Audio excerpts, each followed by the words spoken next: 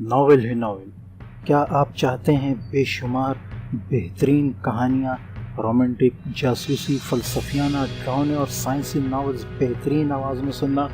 تو آج ہی ہمارے YouTube channel KZ audio novels and stories کو سبسکرائب کریں تاکہ آپ کو آنے والی ہر ناول، کہانی اور شاعری کی نوٹیفیکیشن ملتی رہے۔ غازی ایپیسوڈ 3، ابو شجاع ابو وقار۔ اپنی ذہنی حالت کے بارے میں صرف یہی کہہ سکتا ہوں کہ بارڈر کراس کرنے کی ٹینشن اور مشن کی اہمیت دونوں یکساں تھیں۔ گھر اور فیملی کا خیال ذہن سے بالکل نکل چکا تھا۔ ہمیں ایک 30 بور کا ریوالور اور ایک 100 گولیاں واٹر پروف پیکٹ میں دی گئی تھیں، جنہیں ہم نے اپنے بیگوں میں رکھ لیا۔ بیگوں کو نہر عبور کرنے کے دوران سر پر باندھنے کے لیے رسیاں بھی دی گئی تھیں۔ 10:15 بجے ہم بارڈر کی جانب بڑھنے کا حکم ملا اور ہم سب کو خدا حافظ کہتے ہوئے اپنے گائیڈز کے ہمراہ بارڈر کی طرف چل پڑے۔ یہ تقریباً 100 میٹر کا علاقہ پانی، سرکنڈوں اور کیچڑ سے بھرا ہوا تھا۔ ہم نے تقریباً 80 میٹر کا علاقہ بھاگتے ہوئے طے کیا اور باقیہ کرالنگ کرتے ہوئے۔ کیچڑ اور سرکنڈوں سے ہمارے جسم مٹی اور خراشوں سے بھر گئے تھے۔ ہمیں کچھ پتہ نہ تھا کہ ہم کب بھارت میں داخل ہوئے، کیونکہ سرحد کا کوئی نشان موجود نہ تھا۔ ہم بس آگے ہی آگے بڑھتے جا رہے تھے کہ گائیڈ نے کہا کہ نہر آ گئی ہے۔ ہم ایک ایک کر کے نہر میں اتر گئے۔ گولیاں دونوں طرف سے تڑاخ تڑاخ چل رہی تھیں۔ نہر کو ہم نے کھڑی پوزیشن میں تیر کر عبور کیا۔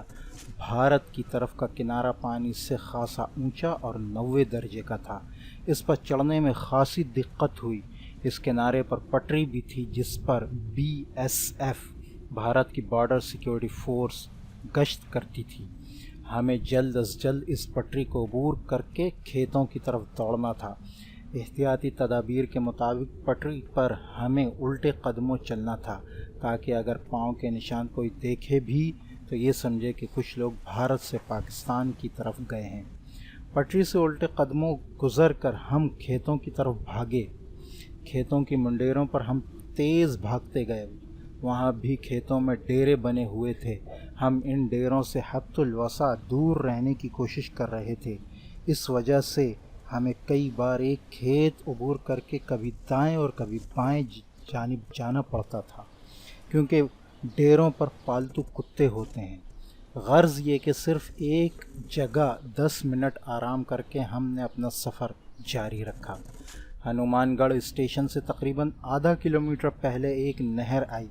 ہم نہر میں کودے، اچھی طرح سے نہائے اور جسم کی آلودگی دور کی۔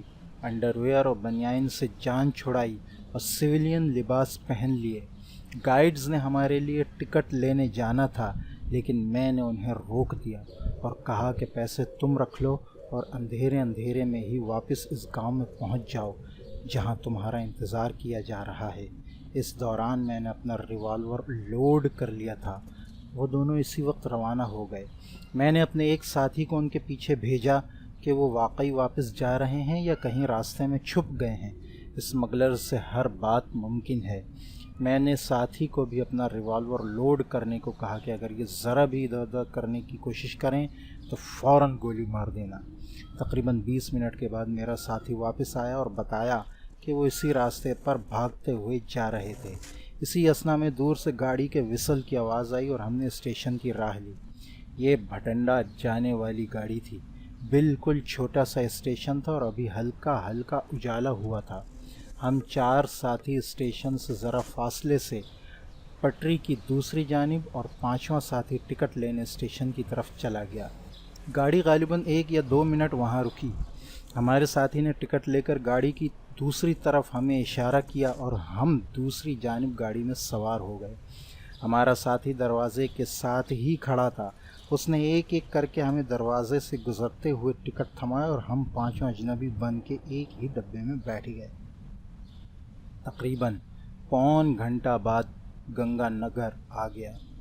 یہ خاصا بڑا اسٹیشن ہے۔ ہم ایک ایک کر کے اترے، اسٹال سے پوریاں اور چائے کا ناشتہ کیا اور پھر 2 الگ الگ ڈبوں میں بیٹھ گئے۔ اب ہماری منزل بھٹنڈا جنکشن تھی۔ جہاں سے ہم نے دہلی کے لیے گاڑی پکڑنی تھی۔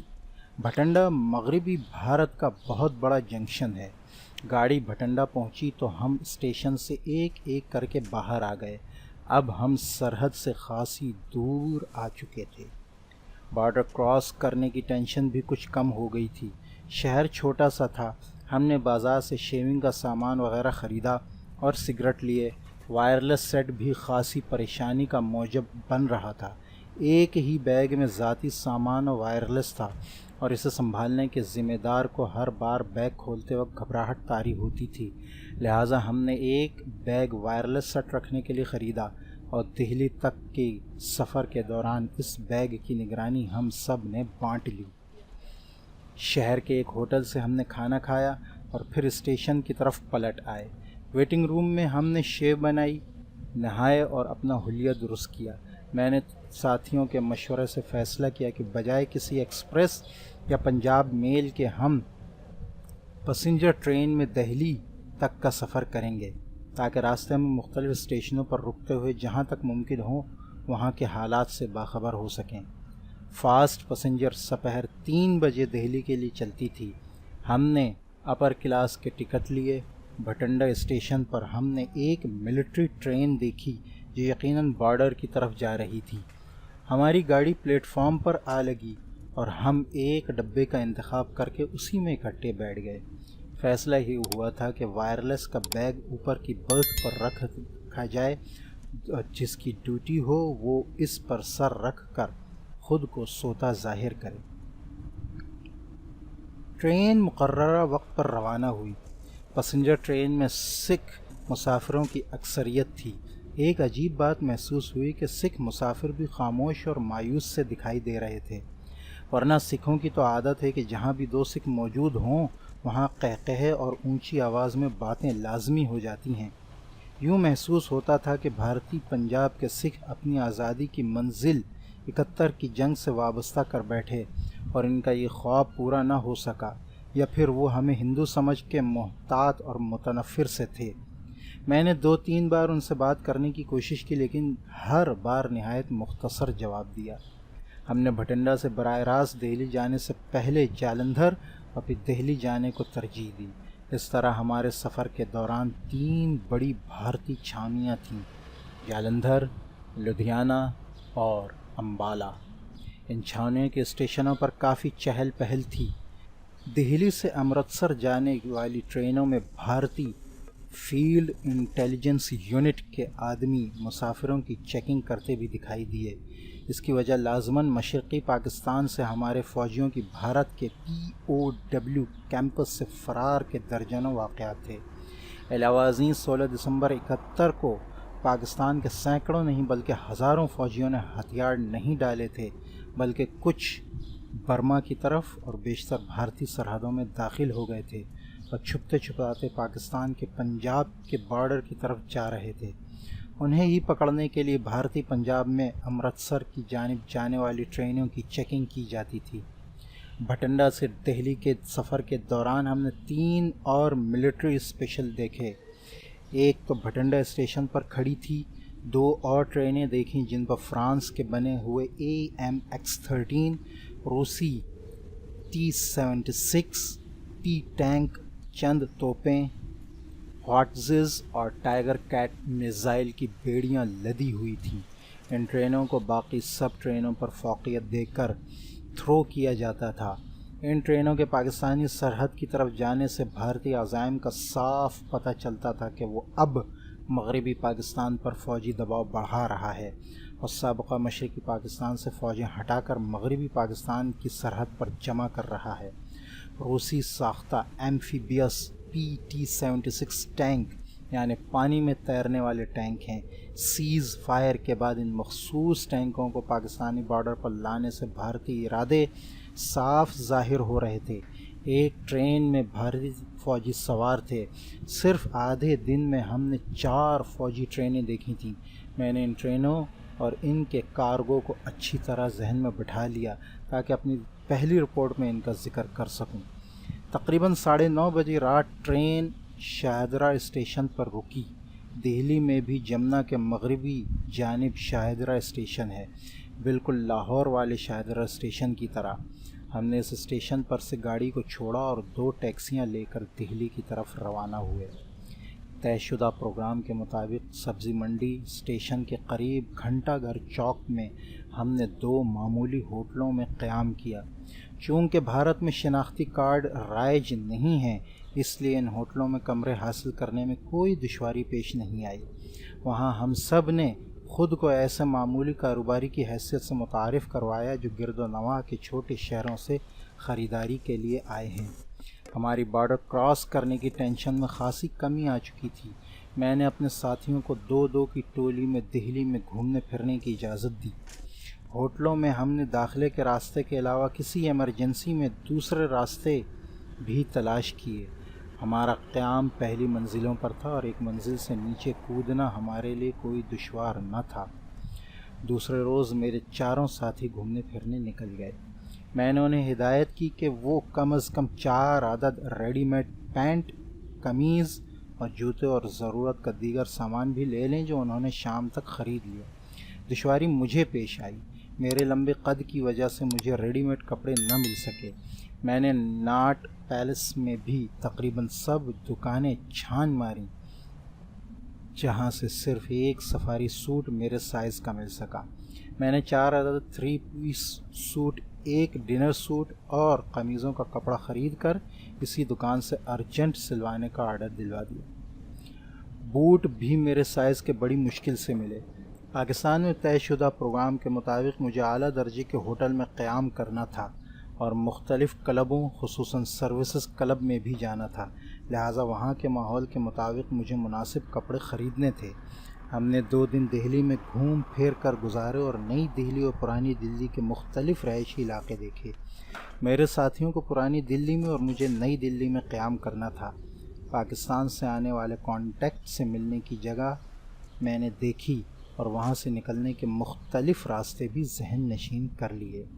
2 روز بعد میں نے ساتھیوں کو مختلف اوقات میں کارونیشن ہوٹل میں چیک ان ہونے کا کہا اور خود لودھی ہوٹل کا رخ کیا۔ یہ 4 اسٹار ہوٹل پاکستان سے ہی میرے قیام کے لیے منتخب کیا گیا تھا۔ نئی دہلی میں اس ہوٹل کے قریب ہی 5 اسٹار اشوکا اور اکبر ہوٹل تھے۔ بھارتی بری، بحری اور ہوائی افواج کے ہی کوارٹرز بھی اسی علاقے میں تھے۔ ہم سب مختلف اوقات میں پاکستانی سفارت خانے کے سامنے سے بھی گزرے۔ پاکستانی سفارت خانہ اسلامی طرز تعمیر کا بہت اچھا نمونہ تھا، لیکن ان دنوں بالکل اجڑا ہوا تھا۔ لوگوں نے پتھر مار مار کے بیشتر شیشے وغیرہ توڑ دیے تھے۔ سفارت خانہ بند تھا اور پولیس کا ایک سپاہی رسمی سا پہرا دے رہا تھا۔ اب ہمیں انتظار تھا اپنے کانٹیکٹ کا، جس نے ہماری روانگی کے 10ویں دن مجھے ملنا اور ڈاک دینی تھی، جس میں ہمیں مزید ہدایات ملنی تھیں۔ اس دوران ہم نے اپنا ہوم ورک مکمل کرنا تھا۔ میں نے اپنے 2 ساتھیوں کو جھانسی بھیجا۔ جھانسی سے پہلا اسٹیشن بابینہ ہے۔ ان 2 اسٹیشنوں کے درمیان بھارتی آرمرڈ ڈویژن یعنی ایک پورا ٹینک ڈویژن اور نمبر 10 آرمڈ بریگیڈ کی بیس تھی۔ اس کے ذمہ یہ کام تھا کہ جھانسی میں کوئی معقول ہوٹل دیکھیں اور معلوم کریں کہ کور ہیڈ کوارٹرز تک جانے کے لیے ٹیکسی یا کوئی اور سواری مل سکتی ہے۔ جھانسی کا پرانا قلعہ بھی فوج کے زیر استعمال تھا۔ اس کے متعلق بھی اگر کوئی مفید اطلاع مل سکتی ہو تو حاصل کریں۔ اپنے دوسرے 2 ساتھیوں کو میں نے آگرہ بھیجا کہ وہاں پر فوجی چھاؤنی کے متعلق جو بھی معلومات مل سکتی ہوں وہ حاصل کریں۔ خود اپنے لیے میں نے آرمی نیول اور ایئر ہیڈ کوارٹرز میں داخل ہونے کے ذرائع تلاش کرنے تھے۔ یہ ہمارا ایک طرح سے ہوم ورک تھا جسے ہم نے کانٹیکٹ کے آنے سے پہلے مکمل کرنا تھا۔ اس کے علاوہ اپنے ہمدرد دوستوں کے ٹھکانے بھی دیکھنے تھے تاکہ بوقت ضرورت ان ٹھکانوں کی تلاش نہ کرنی پڑے۔ غرض یہ کہ دہلی میں 2 دن کے قیام کے بعد ہم نے اپنے کام کا آغاز کر دیا۔ اپنے ساتھیوں کو میں نے 4 دن کے اندر واپس آنے کا کہا۔ چوتھے روز مقررہ وقت پر ہمیں کناٹ سرکس میں ایک ریسٹورانٹ میں طے شدہ وقت کے مطابق ملنا تھا۔ میں نے اپنی اکثر شامیں اشوکا اور اکبر ہوٹل میں گزارنی شروع کر دیں۔ وہاں شام گہری ہوتے ہی ملکی اور غیر ملکی لوگ آنے لگتے ہیں۔ گرمی کی وجہ سے ان مکمل ایئر کنڈیشن ہوٹلوں میں گہمہ گہمی بڑھ جاتی تھی اور میں نے انہی میں سے اپنے مطلب کے لوگ تلاش کرنے تھے۔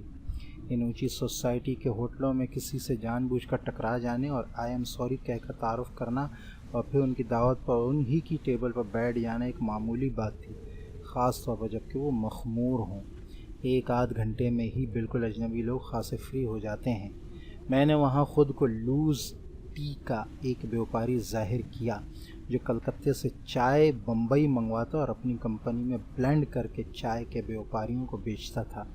شاید گزشتہ کسی صفحے میں عرض کر چکا ہوں کہ چائے کی بلڈنگ میں نے چٹاگانگ میں ملازمت کے دوران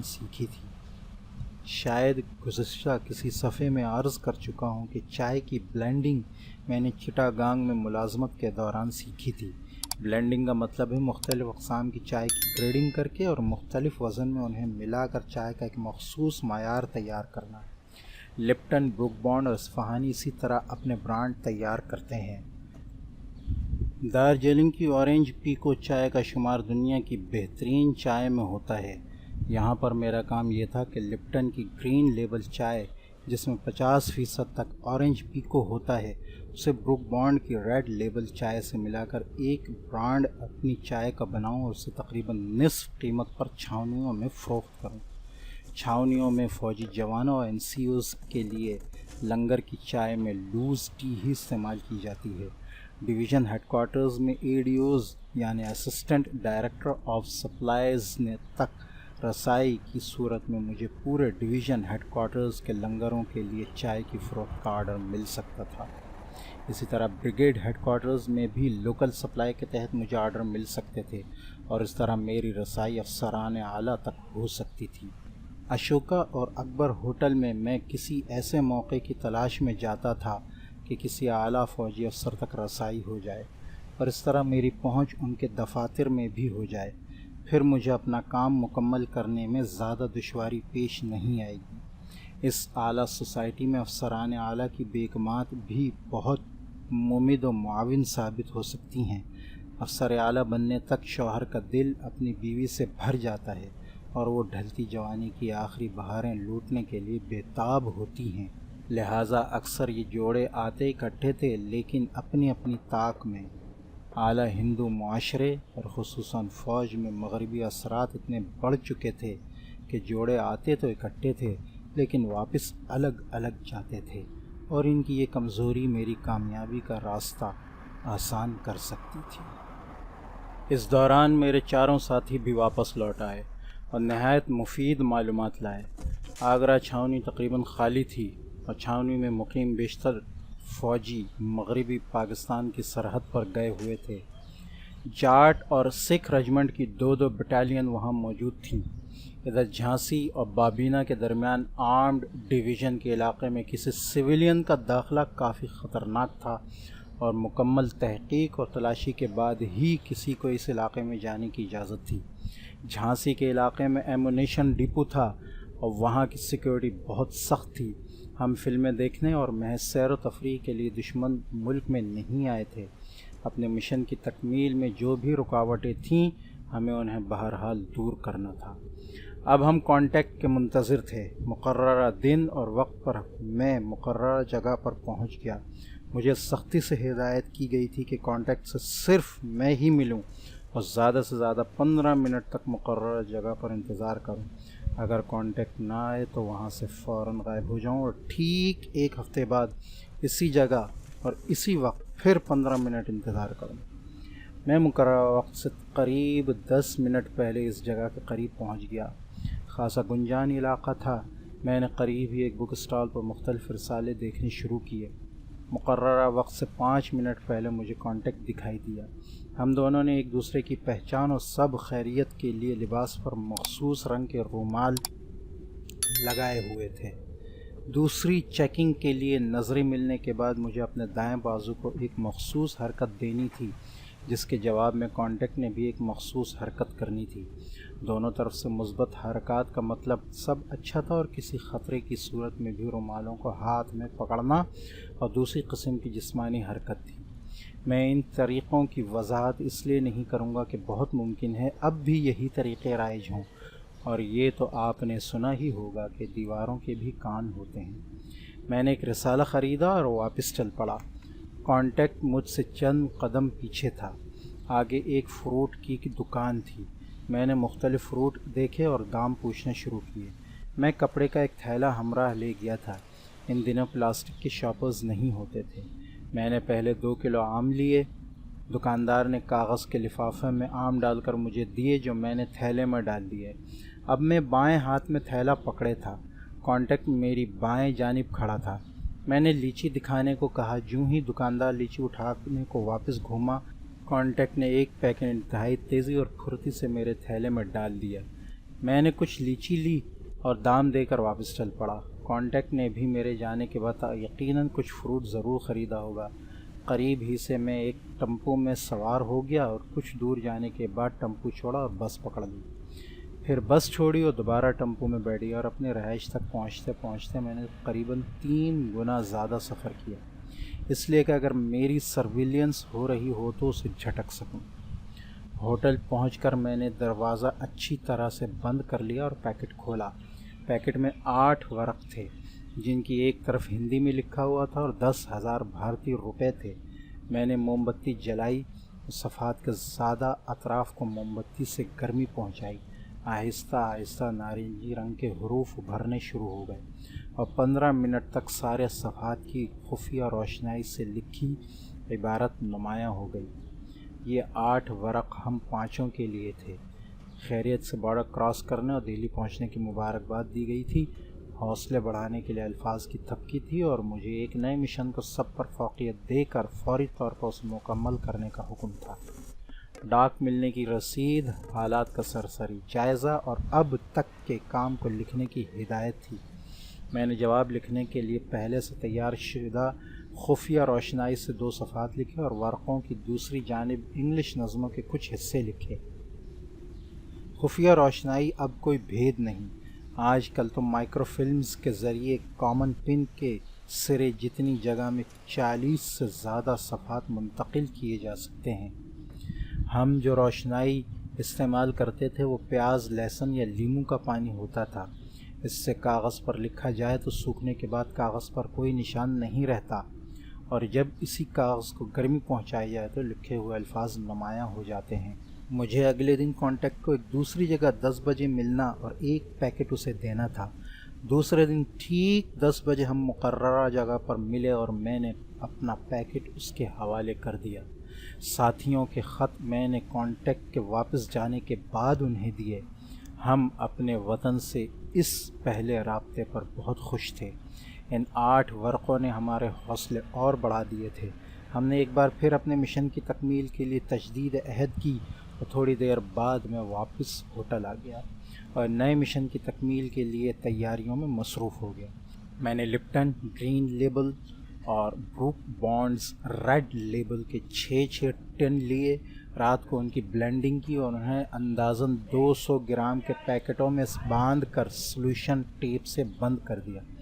میں مشن کی عملی تکمیل کے لیے دہلی سے باہر جا رہا تھا، لہٰذا رات بھر مختلف ترکیبیں سوچتا رہا۔